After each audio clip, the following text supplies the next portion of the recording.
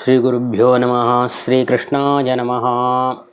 ಮಾರ್ಗಶೀರ್ಷ ಮಾಸದ ಮಾಹಾತ್ಮ್ಯ ಎಂಬುದು ತುಂಬ ದೊಡ್ಡದದು.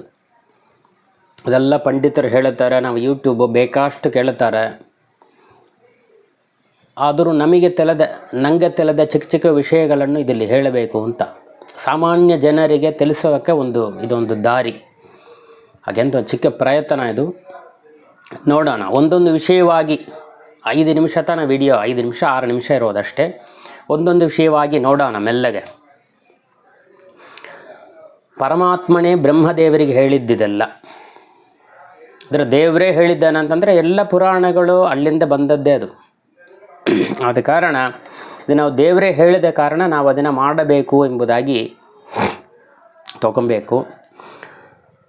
ಬ್ರಹ್ಮದೇವರು ಕೇಳುತ್ತಾರೆ ದೇವರತ್ರಿ, ಋಷಿಕೇಶ ಜಗದ್ಧಾತಃ ಪುಣ್ಯಶ್ರವಣ ಕೀರ್ತನ ವೃಷ್ಟಿಂ ಯದ್ಬ್ರೂಹಿ ದೇವೇಶ ಸರ್ವಜ್ಞ ಸಕಲೇಶ್ವರ ಅಂದರೆ ದೇವರನ್ನು ವಿಶೇಷವಾಗಿ ಸ್ತೋತ್ರವನ್ನು ಮಾಡಿ ಕೇಳ್ತಾರೆ. ಮಾಸಾನಾಂ ಮಾರ್ಗಶೀರ್ಷೋಹಮಿತಿ ಉಕ್ತಂ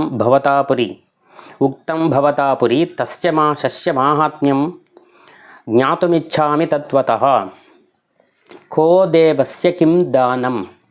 ಅಂದರೆ ಬ್ರಹ್ಮದೇವರು ಪರಮಾತ್ಮನತ್ತಿರಿ ವಿಶೇಷವಾಗಿ ಪ್ರಾರ್ಥನೆಯನ್ನು ಮಾಡಿ, ಮಾಸಾನ ಮಾರ್ಗಶೀರ್ಷೋಹಂ ಅಂತ ಗೀತೆಯಲ್ಲಿ ನೀನು ಹೇಳಿದ್ದೀಯಲ್ಲ, ಆದ ಕಾರಣ ಅದು ಏನು ವಿಷಯ, ಮಾಸ ಮಾಹಾತ್ಮ್ಯದಲ್ಲಿ ಏನು ಬರುತ್ತೆ, ಆ ತಿಂಗಳಲ್ಲಿ ಏನೇನು ಕರ್ತವ್ಯಗಳು ಪುರುಷರು ಮಾಡಬೇಕು ಮತ್ತು ಯಾವ ದೇವರನ್ನು ಸ್ತೋತ್ರ ಮಾಡಬೇಕು, ವಿಶೇಷವಾಗಿ ಜಪ ಪಾರಾಯಣ ಪೂಜೆ ಯಾವ ಸಂದರ್ಭಗಳಲ್ಲಿ ಪೂಜೆ ಮಾಡಬೇಕು, ಯಾವ ಗಂಟೆ ಒಳಗೆ ಎಷ್ಟು ಗಂಟೆ ಒಳಗೆ ಮಾಡಬೇಕು, ಏನು ದಾನವನ್ನು ಕೊಡಬೇಕು, ಅದು ಮಾಡೋದರಿಂದ ಏನು ಪುಣ್ಯ, ಅದರಿಂದ ಅದು ಏನು ಫಲ, ಇದೆಲ್ಲ ನನಗೆ ಈ ಮಾಸ ಇದನ್ನು ಹೇಳು, ಮಾರ್ಗಶೀರ್ಷ ಮಾಸದ ಮಹಾತ್ಮ್ಯವನ್ನು ಹೇಳು, ತಿಳಿಸು ಅಂತ ಕೇಳಿದಾಗ ದೇವರೇ ಹೇಳ್ತಾನೆ ಅದಕ್ಕೆ. ಈ ಮಾರ್ಗಶೀರ್ಷ ಮಾಸದಲ್ಲಿ ಧನುರ್ಮಾಸ ಅಂದರೆ ದೇವರ ಪೂಜೆ ನಿತ್ಯ ಕರ್ಮ ಅನುಷ್ಠಾನದು ಯಾವಾಗಲೂ ಮಾಡಬೇಕು. ಬ್ರಹ್ಮಚರ್ಯ ಯಾವಾಗ ನಮಗೆ ಉಪನಯನ ಆಯಿತೋ ಅಲ್ಲಿಂದ ದೇವರ ಪೂಜೆ ಖಂಡಿತ ಮಾಡಿಯೇ ಮಾಡಬೇಕು, ಅದು ನಿತ್ಯ ಕರ್ಮ ಅದು. ಅಂದರೆ ಆ ಮಾಸದಲ್ಲಿ ಬರುವ ಮಾಸದ ಮಹಾತ್ಮ್ಯ ಅಂತ ಹೇಳೋ ವೇಳೆ ಸಿಲ ಸಂದರ್ಭಗಳಲ್ಲಿ ಪೂಜೆ ವಿಶೇಷವಾಗಿ ಮಾರುತ್ತೆ. ಆ ಕಾಲ ಸಂದರ್ಭಗಳು ಮಾರುವುದರಿಂದ ಉತ್ಥಾನ ದ್ವಾದಶಿ ಬೆಳಿಗ್ಗೆ ಪೂಜೆ ಮಾಡಬೇಕು, ಸಾಯಂಕಾಲ ಸ್ನಾನ ಮಾಡಿ ಸಾಲಗ್ರಾಮ ಪೂಜೆಯನ್ನು ಮಾಡಬೇಕು ಅಂತ ಹೇಳ್ತಾರಲ್ಲವ. ಅದೇ ಮಾದರಿ ಗೋಕುಲಾಷ್ಟಮಿ, ಅದೇ ಮಾದರಿ ಈ ಮಾಸದಲ್ಲಿ ಬರುವತಕ್ಕಂಥ ಮಾರ್ಗಶೀರ್ಷ ಮಾಸ ಧನುರ್ಮಾಸ. ಈ ಧನುರ್ಮಾಸ ಬಂದ ಸಮಯದಲ್ಲಿ ಬೆಳಿಗ್ಗೆ 6 ಗಂಟೆ ಒಳಗೆ ಪೂಜೆಯನ್ನು ಮುಗಿಸಬೇಕು ಅಂತ, 6:15 ಆ ಪೂಜೆಯನ್ನು ಮುಗಿಸಬೇಕು ಅಂದರೆ ನಾವು ಎಷ್ಟೊತ್ತಿಗೆ ಹೇಳಬೇಕು ಅಂತ ನೋಡಿಕಿಲ್ರಿ, ಅದನ್ನು ಹೇಳ್ತಾರೆ ಇಲ್ಲಿ. ಈ ಒಂದು ದಿನ, ಈ ಧನುರ್ಮಾಸದಲ್ಲಿ ಒಂದು ದಿನ ಸಾಲಗ್ರಾಮದ ಪೂಜೆ ನೀವು ಆದಷ್ಟು ಸಿಂಪಳ ಮಾಡಿರೂ ಸರಿ, ಆ ಪೂಜೆಯನ್ನು ಒಂದು ದಿನ ಮಾಡುವುದರಿಂದಲೇ ಏನು ಪ್ರಯೋಜನ ಅಂತ ದೇವರು ಹೇಳ್ತಾರೆ. ಸರ್ವಯಜ್ಞೇಶು ಯತ್ ಪುಣ್ಯಂ, ಹೋಮ ಹವನ ಯಾಗ ಯಜ್ಞ ಇದೆಲ್ಲ ಬೇರೆ ಬೇರೆ, ಇದು ಕೊಂಚ ಹೆಚ್ಚು ಜಾಸ್ತಿ ಫಲ, ಅದರ ದಿನವೂ ಅದಕ್ಕೆ ತಕ್ಕಂತೆ ವರ್ಷ ಲೆಕ್ಕದಲ್ಲಿ ಮಾಡುವಂಥದ್ದಕ್ಕೆ ತಾನೇ ಯಜ್ಞ ಅಂತ ಹೆಸರು. ಅಷ್ಟು ಅದಕ್ಕೆ ಕಠೋರ ವೈರಾಗ್ಯವೂ ಬೇಕು. ಅಂದರೆ ಅಷ್ಟು ಯಜ್ಞಗಳು ಮಾಡಿದ ಪುಣ್ಯ ಯಾವುದರಿಂದ ಬರುತ್ತೆ ಹಾಗೆ ಅಂತಂದರೆ ಈ ಪೂಜೆ ಒಂದು ದಿನ, ಧನುರ್ಮಾಸದ ಒಂದು ದಿನ ಮಾಡುವ ಪೂಜೆಯಿಂದ ಸರ್ವಯಜ್ಞೇಶು ಯತ್ ಪುಣ್ಯಂ, ಎಲ್ಲ ಯಜ್ಞಗಳು ಮಾಡಿದರೆ ಏನು ಪುಣ್ಯ ಬರ್ತೀಯೋ ಅದು ಈ ಒಂದು ದಿನ ಪೂಜೆ ಮಾಡುವುದರಿಂದ ಬರುತ್ತೆ. ಸರ್ವತೀರ್ಥೇಶು ಯತ್ ಫಲಂ, ಈ ಒಂದು ದಿನ ಪೂಜೆ ಮಾಡುವುದರಿಂದ ಸರ್ವತೀರ್ಥೇಶು, ಎಲ್ಲ ತೀರ್ಥಗಳಲ್ಲಿ ನೀವು ಎಷ್ಟು ಸಲ ಮುಳುಗಿ ಎದ್ದರೂ ಎಷ್ಟು ಪುಣ್ಯ ಬರ್ತೀಯೋ ಅದೆಲ್ಲ ಈ ಒಂದು ದಿನ ಮಾಡುವ ಈ ಸಾಲಗ್ರಾಮ ಪೂಜೆಯಿಂದ ಬರುತ್ತೆ.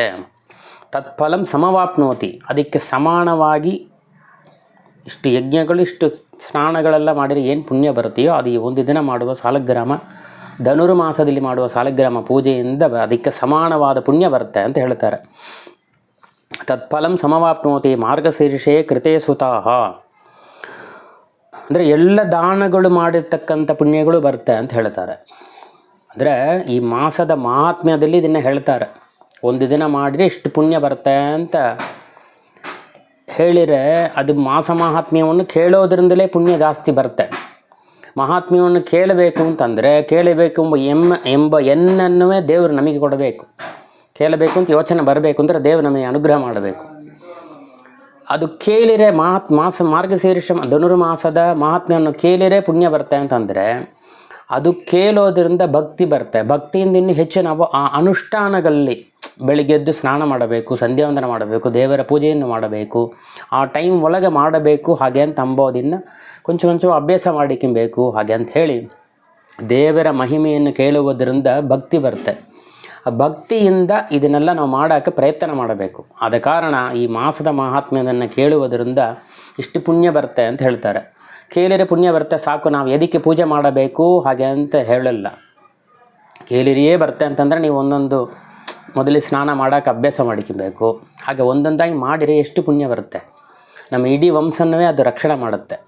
ಸೂರ್ಯ ಚಂದ್ರ ಇರುವ ತನಕ ರಕ್ಷಣೆ ಮಾಡುತ್ತೆ. ಅದರಿಂದ ನಾವು ಅದನ್ನು ಸ್ವಲ್ಪವಾಗಿ ಪ್ರಯತ್ನ ಮಾಡೋಣ, ಒಂದೊಂದಾಗಿ ನೋಡೋಣ. ಈ ತಿಂಗಳು ಏನು ಪೂಜೆ ಮಾಡಬೇಕು, ಏನು ದಾನ ಕೊಡಬೇಕು, ಏನು ವಿಶೇಷ ಅದನ್ನೆಲ್ಲ ಒಂದೊಂದಾಗಿ ನೋಡೋಣ.